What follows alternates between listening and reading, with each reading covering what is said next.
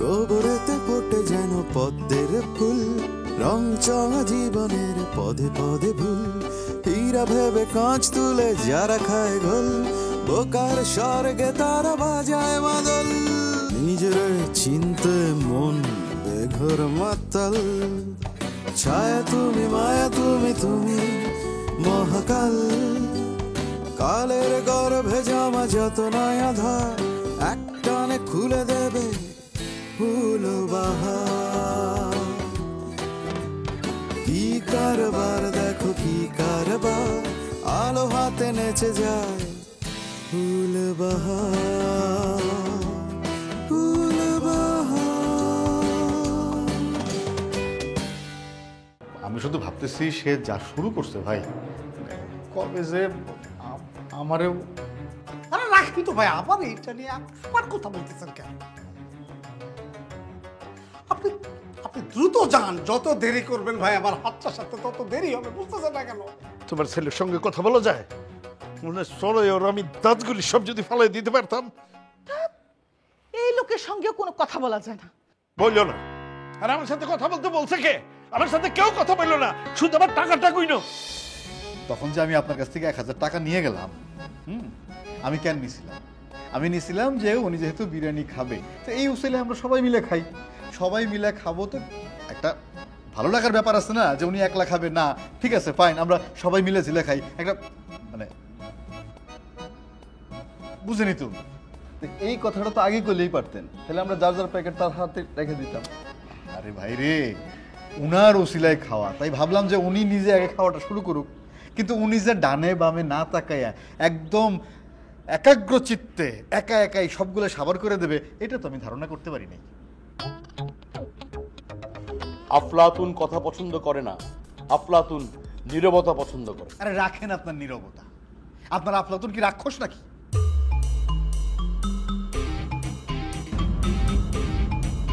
আরে ভাই কি শুরু করলেন আপনি? থামেন না ভাই, খাচ্ছে খাইতে দেন না, কি প্রবলেম? এখন যদি আফলাতুন খেবা যায়, আমার হাতের কি অবস্থা জানেন আপনি? আমার হাত ছেড়ে দিব? কেন ভালো করে দেবে না? হ্যাঁ, নাজমুল ভাই তো বলছিল, স্পষ্ট করে বলছিল যে তারা যদি বিরিয়ানি খাওয়ানো হয় তাহলে সে আপনার হাতটা ভালো করে দেবে, বলছিল না? ভর পেট খেতে হবে আগে। হ্যাঁ ভাই, ঠিক আছে ঠিক আছে, আপনি খান, খাইতে থাকেন, অসুবিধা নেই। যতক্ষণ পেট না ভরবে খাইতে থাকবেন, দরকার হলে আমি আরো এনে দেবো, অসুবিধা নেই। যতক্ষণ পেট না ভরবে ততক্ষণ খাইতেই থাকবে। তাকায় দেখেন ওনার এটাকে পেট নাকি কুয়া? কি বলতেছেন আপনি? আপনার মাথা ঠিক আছে? আস্তে, আপনি দেখতেছেন আমার সর্বনাশ করে সারবেন রে ভাই। হ্যাঁ, এখন আরাম করে খাইতেছে, খায় যদি খুশি হয় আমার হাতটা ছেড়ে দিন। এখন যদি সে বিগড়ায় যায়, আমার হাতকে আপনি ছেড়ে দিবেন? সেও দেবে না। হ্যাঁ, আপনি 1000 টাকা যদি ওনার পেছনে খরচ না করে ডাক্তার দেখাইতেন তাহলে আপনার হাতটা এতক্ষণে ভালো হয়ে যেত। এইটা আপনি ঠিক কইছেন কাকুন ভাই। আপনি এখানে অযথা সময় নষ্ট না কইরা আপনি যদি ডাক্তারের কাছে যাইতেন খুব ভালো করতেন। হ্যাঁ,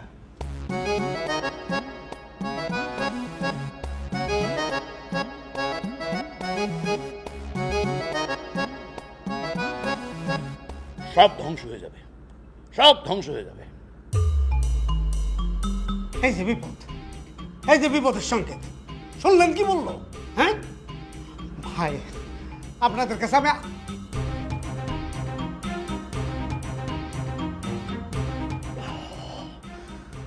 হাতটা যে জোর করবো, হাত উঁচা করতে পারতেছেন না, চোখের সামনে দেখেন না, তারপরে আমি হাত জোর করতেছি, আপনাদের কাছে আমি হাত জোর করতেছি। প্লিজ একটু চুপ থাকেন, খাইতে দেন। কোন রকম যদি বিগড়ে যায় আমার হাত চিরজীবনের জন্য একটু শেষ হয়ে যাবে, আপনি বুঝতেছেন না কেন? আচ্ছা ঠিক আছে, ঠিক আছে ভাই, আর কোনো ধরনের কোনো কথা বলবো না। তবে একটা কথা আছে আমার, শেষ কথা, খাওয়া শেষ হওয়া মাত্রই সে আপনার হাতটা ভালো করে দেবে।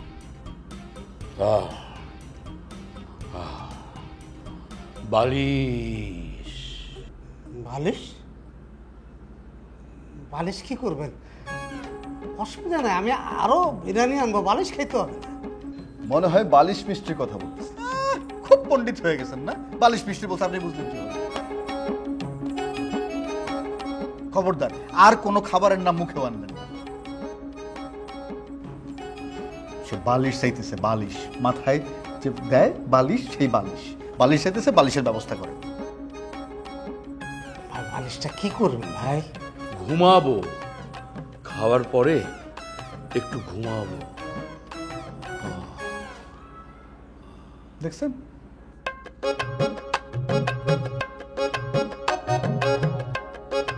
বুঝেন?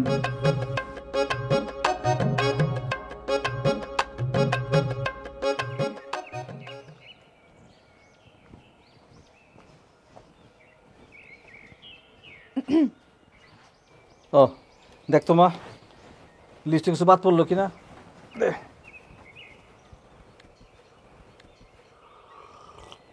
আব্বা তুমি যে এত কিছু লিখছো এগুলো তো আমাদের এই বাজারে পাওয়া যায় না। আরে বাবা, আমি এই বাজারে কিনবো না, আমি সদরে যাবো। আজকে দুপুরে আর বাসায় আমো না, ওই নিয়ে কিছু খেয়ে নিব নেই। এত কিছু আনতে হইব কেন আব্বা?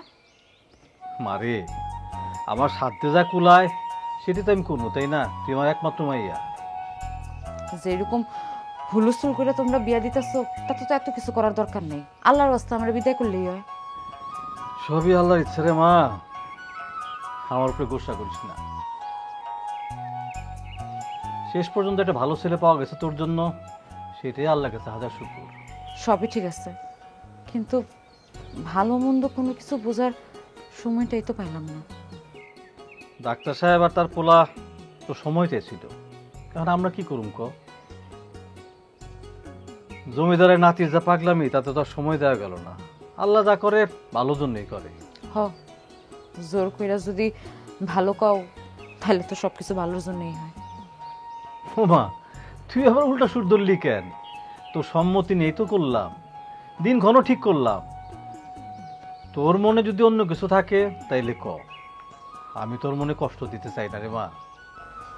না, কষ্টের কিছু নাই, খালি মনে হইতেছে আমি এমন কোনো অপরাধ করছি যে তোমরা সবাই ধইরা বাইন্ধা আমারে বিয়া দেওয়ার জন্য উঠা পড়ে লাগছো। মনে হইতেছে আমি তোমাকে সবার একটা বোঝা হয়ে গেছি। তাহলে তুই কি চাস? আমার খুইলা ক। আমি কিছুই চাই না, খালি সব ময় মুরব্বীর দোয়া নিয়ে নতুন জীবন শুরু করতে চাই। আমরা তো আছি রে, তাছাড়া গ্রামে সবাই তোর জন্য দোয়া করবে। জমিদার বাবু ছাড়া গ্রামের সবাই হইলো কেমনে? জমিদার বাবুই তো এই গ্রামের মাথা। আর তার মাথাতেই তো। চাচা, হ্যাঁ? রূপা আপা তাড়াতাড়ি চলেন। তুই আবার দৌড়ে এলে করছিস, কি হয়েছে? আরে খবর তো ভালো না আপা, চলো না। আরে স্যার, সবকিছুতেই অস্থিরতা। কি হয়েছে আগে সেটা তো কবি। আপা দেরি করলে সর্বনাশ হয়ে যাইবো, গাছের দড়ি বাঁধতে ফেলাইছে। আরে তোমার কথা তো কিছুই বুঝতেছি না। কি বানছে, কোথায় বানছে, কে গাছে দড়ি বানছে? আরে জমিদারের নাতি, সে তো গলায় দড়ি দিয়ে ঝুলে পড়তেছে। আপা তুমি না গেলে তাহলে কেউ আটকাতে পারবো না। আরে কি কয়? তাতে চল চল চল চল চল চল চল চল।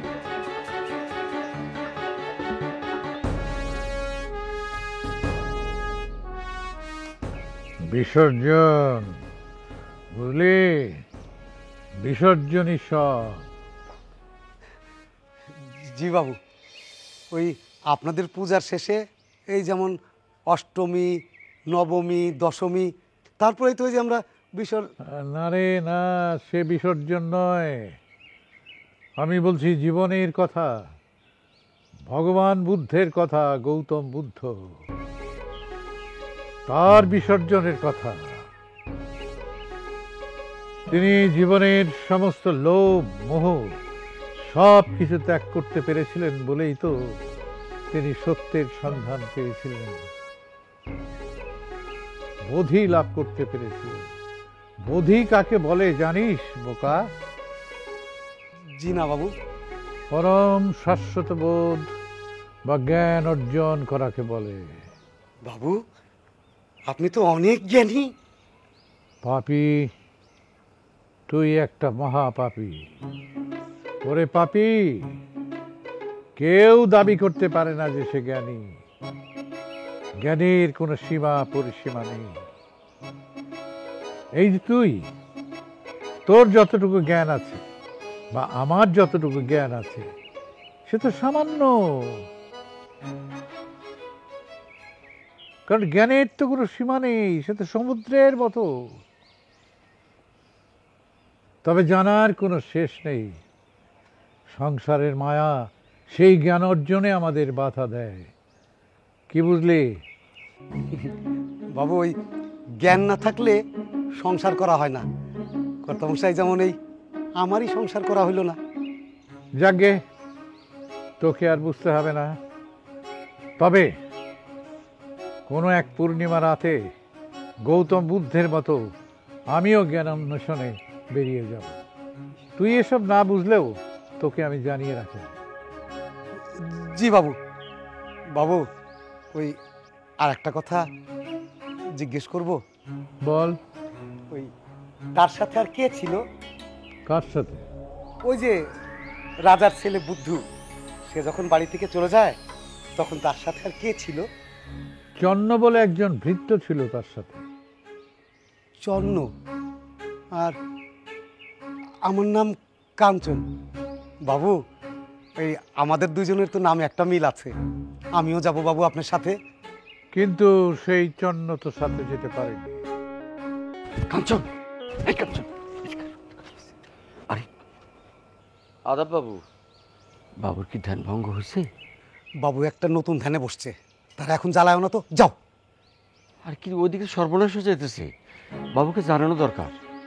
ও বাবু একটু আরামে বসে ধ্যান করবে, সেটাও তোমাদের সহ্য হয় না। এই এই তোমাদের সমস্যা কি বলো তো?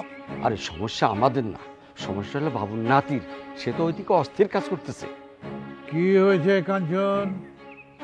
বাবু তেমন বিশেষ কিছু না, এই গ্রামের মানুষের খায় দায় কোনো কাজ নাই তো। থামো তো কাঞ্চন, খায় দেয়া কাজ নাই বলে দূরে খবর দিতে আসছি। বাবুর নাতি সাগর বাবু গলায় ফাঁস নিতেছে। কি কি বাবু, কি সব সর্বনাশের কথা বলতেছে বাবু? আপনার আদরের নাতি কাল সারা রাত যখন সে বাসায় আসে নাই, তখন আমি বুঝতে পারছিলাম কোনো একটা অঘটন নিশ্চয়ই ঘটতে যাচ্ছে। আপনি ঘর থেকে বেরিয়েছেন বলে আমি আর তার দিকে তেমন মনোযোগ দিতে পারি নাই।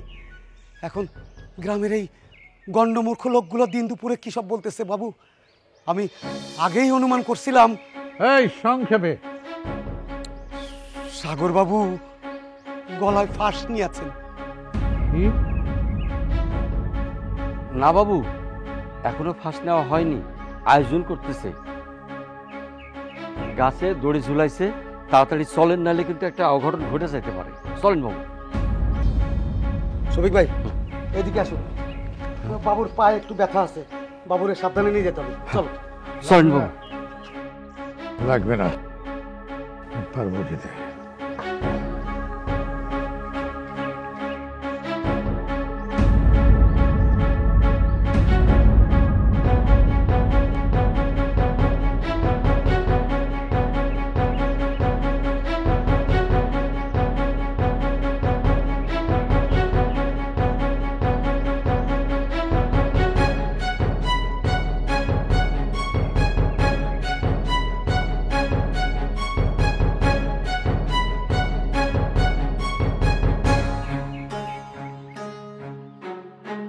বাবা, তুমি গাছে কেন দড়ি বাঁধতেছো?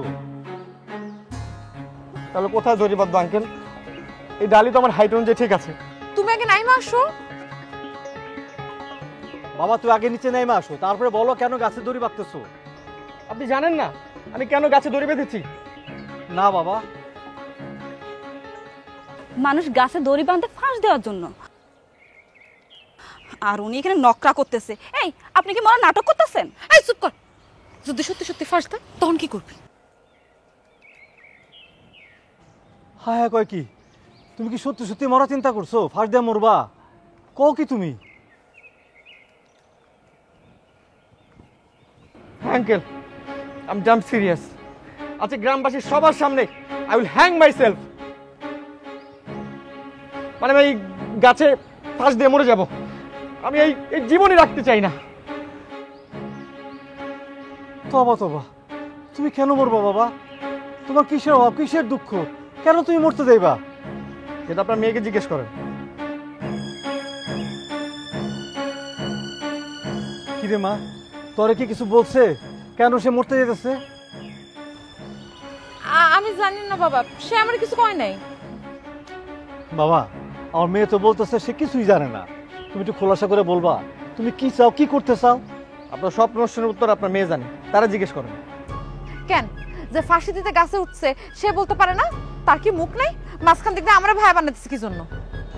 তুমি তো জানো আমি কেন ফাঁসির দড়ি বেঁধেছি। তোমার মৃত্যুর কারণটা তুমি জানো, যেহেতু তুমি জানো নিজ মুখে তোমার বাবাকে বলো। মা, তুই যদি সত্যি যাই না থাকোস তাহলে ক মা, ক। নাহলে তো কখন ঝুলা পড়বো, ঝুলা পড়লে পরে জমিদার বাবু আমাকে ছাড়বো না। তুই জানলে ক মা, ক। আব্বা বিশ্বাস করো আমি কিছু জানি না, সে খামাখা আমারে ফাঁসাইতেছে। আংরাজি ভাই অনেক নাটক হয়েছে, এবার নামেন, নাইমা মাস্টার চাচারে সবকিছু খোলাসা করে বলেন। I have nothing to say. আমার যা বলার আমি রূপাকে বলে দিয়েছি।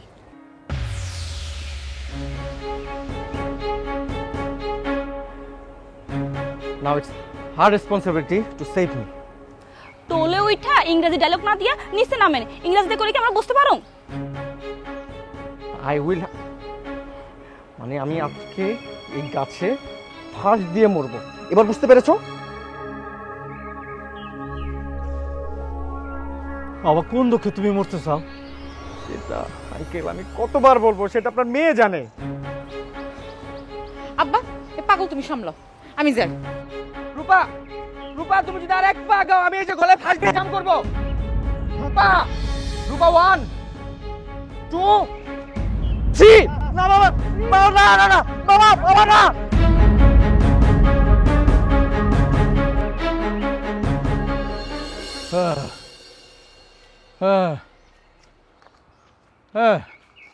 এই আর কত দূর যেতে হবে?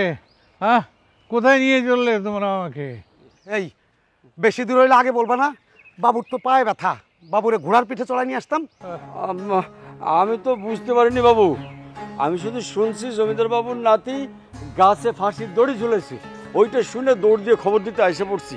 এতক্ষণে না জানি কিছু ঘইটা গেল কিনা আল্লাহ জানে। এই এই শফিক ভাই, এত অলক্ষণে কথা বলবা না তো। আমাদের সাগর বাবু এত বোকা না, সে আমারে বলছে মরে যাওয়ার আগে সে তার সব কথা তার দাদুরে বলে যাবে। এই এই বাবু, তুই কি জানতি নাকি হ্যাঁ যে ও মারা যাবে, ও আত্মহত্যা করবে? আমাকে বলিসনি কেন? আমাকে বলিসনি কেন? ইয়ে না বাবু, এই ছোট বাবু কয়েকদিন আগে এই গল্পের ছলে বলছিল যে সে তার দাদুরে এত ভালোবাসে, যদি মরেও যায় তাহলে মরার আগে সব কথা সে তার দাদুরে বলে যাবে।